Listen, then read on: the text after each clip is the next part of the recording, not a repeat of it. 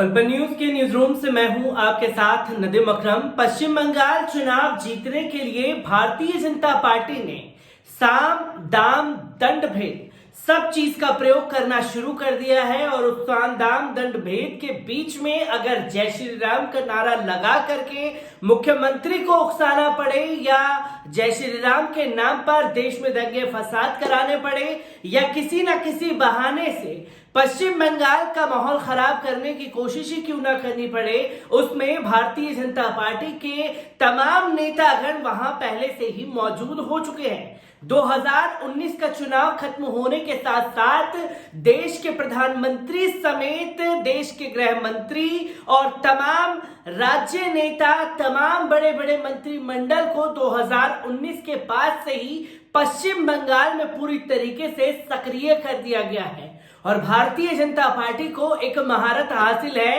कि सामने वाले की छवि को इतना धूमिल किया जाए, क्योंकि मीडिया में डंका जो है वो साहब का बजता है और जब साहब का डंका बजता है तो जो ये कहेंगे वही दिखाया जाएगा, क्योंकि पश्चिम बंगाल की सरकार को बुआ भतीजे की सरकार कहने से भी गुरेज नहीं किया जा रहा और उस पर फिर लंबी लंबी डिबेट चलाने में मीडिया भी कहां पीछे रहने वाला है।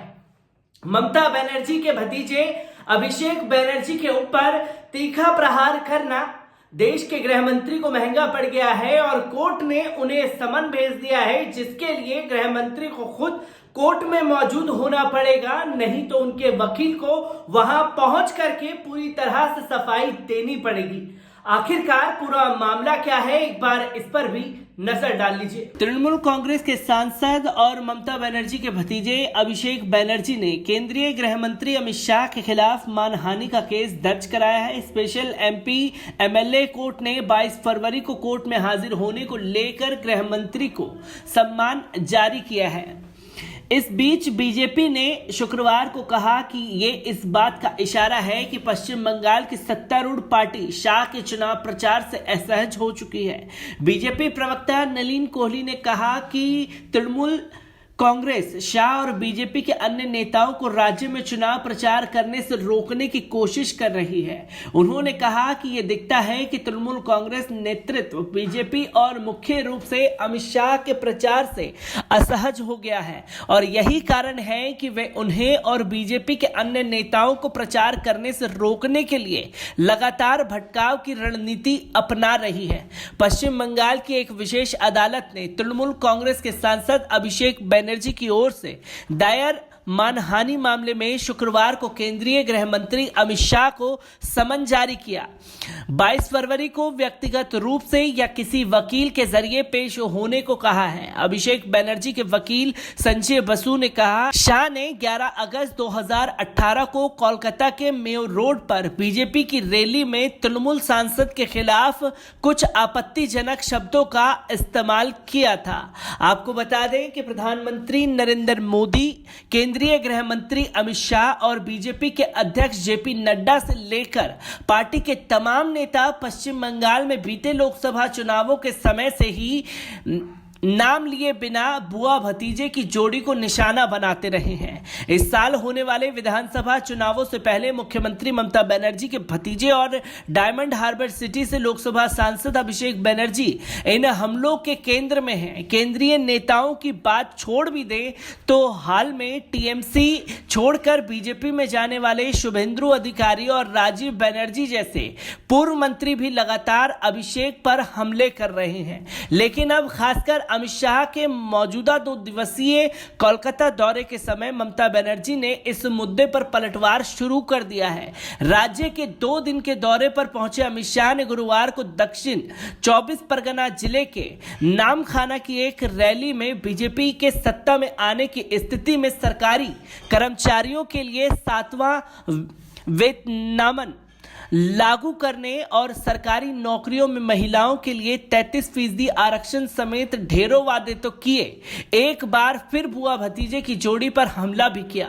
अमित शाह ने कहा कि तृणमूल कांग्रेस का एक ही नारा है, भतीजे का कल्याण, लेकिन मोदी सरकार का नारा है कि सबका साथ सबका विकास। उनका आरोप था कि विकास के लिए केंद्र की ओर से अब तक भेजा गया धन यहां सिंडिकेट की जेब में चला गया है। बीते 5 वर्षों में मोदी सरकार की ओर से भेजी गई 4 लाख करोड़ की रकम भाईपो यानी भतीजे और टीएमसी के गुंडों की जेब में चली गई है। उनका कहना है कि सत्ता में आने के बाद बीजेपी इन सब की जांच कराएगी और भ्रष्टाचारियों को जेल भेजेगी।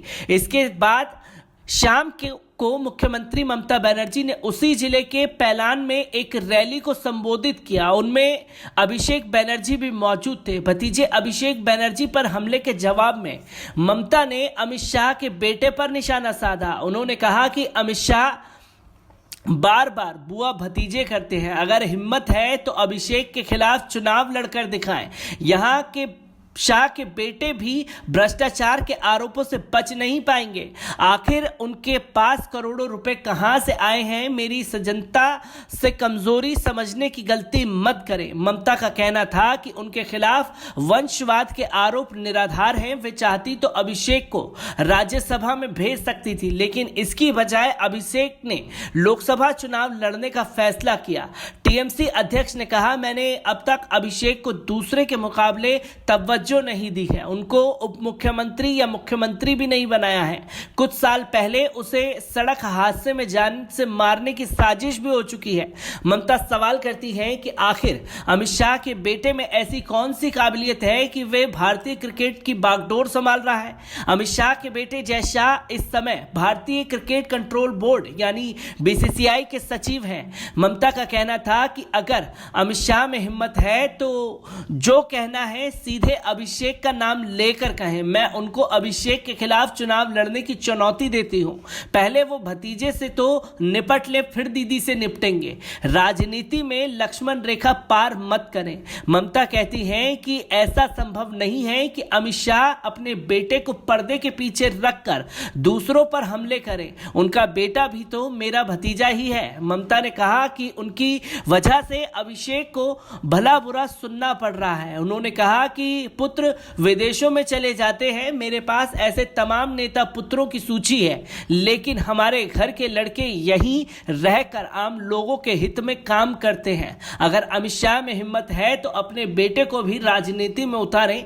मेरा परिवार ऐसा कोई काम नहीं करेगा जिससे बंगाल और इसके लोगों के हितों को नुकसान पहुंचे।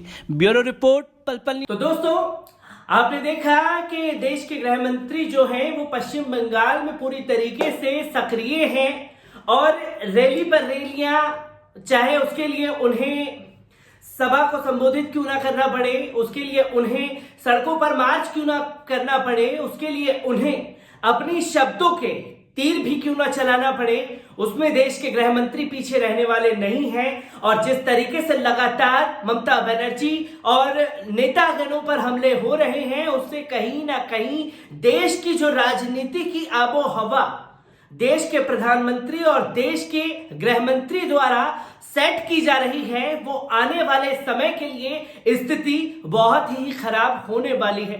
क्योंकि हमने वो पल देखा है कि लोकसभा में खड़े होकर के कांग्रेस के नेता को फटकार लगाते हुए देश के प्रधानमंत्री कहते हैं कि बैठ जाइए, ज्यादा हो रहा है, आप टीएमसी से ज्यादा सीट नहीं ला पाएंगे। तो वहीं देश के गृह मंत्री बुआ भतीजा करने से भी गुरेज नहीं कर रहे और तमाम नेतागण जब देश के प्रधानमंत्री और गृह मंत्री ही ममता बनर्जी सरकार पर तीखा प्रहार कर रहे हैं, तो वो अपने फायर ब्रांड बोली में कहां पीछे रहने वाले हैं। आला कमान नेता पश्चिम बंगाल को जीतने के लिए हर शब्दों का इस्तेमाल कर रहे हैं और वही शब्दों का इस्तेमाल करना देश के गृह मंत्री को भारी पड़ गया है, जिसके चलते कोर्ट ने उन्हें समन भेज दिया है। तो वहीं ममता बनर्जी भी पूरी तरीके से देश के गृह मंत्री अमित शाह पर पूरी तरीके से खुल करके सामने आ चुकी हैं। जिस तरीके की भाषा का इस्तेमाल देश के गृह मंत्री द्वारा किया जा रहा है, उसी भाषा में उनको अब जवाब भी दिया जा रहा है। तो पश्चिम बंगाल चुनाव से आ रही हर एक अपडेट आप लोगों के साथ यूं ही साझा करता रहूंगा। दीजिए इजाजत, शुक्रिया।